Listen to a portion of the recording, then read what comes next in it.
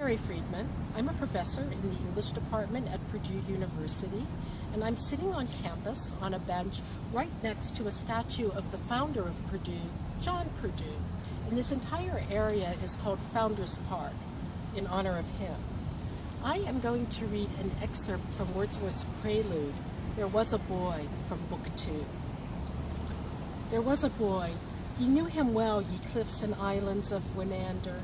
Many a time at evening, when the stars had just begun to move along the edges of the hills, rising or setting, would he stand alone beneath the trees or by the glimmering lake, and there, with fingers interwoven, both hands pressed closely, palm to palm, and to his mouth uplifted, he, as though through an instrument, blew mimic hootings to the silent owls that they might answer him.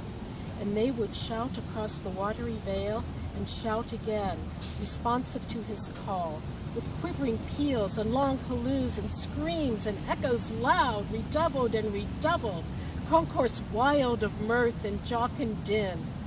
And when it chanced that pauses of deep silence mocked his skill, then sometimes in that silence, while he hung listening, a gentle shock of mild surprise has carried far into his heart the voice of mountain torrents, where the visible scene would enter unawares into his mind with all its solemn imagery, its rocks, its woods, and that uncertain heaven received into the bosom of the steady lake.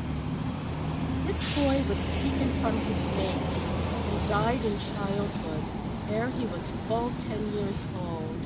Fair are the woods and beauteous is the spot, the vale where he was born.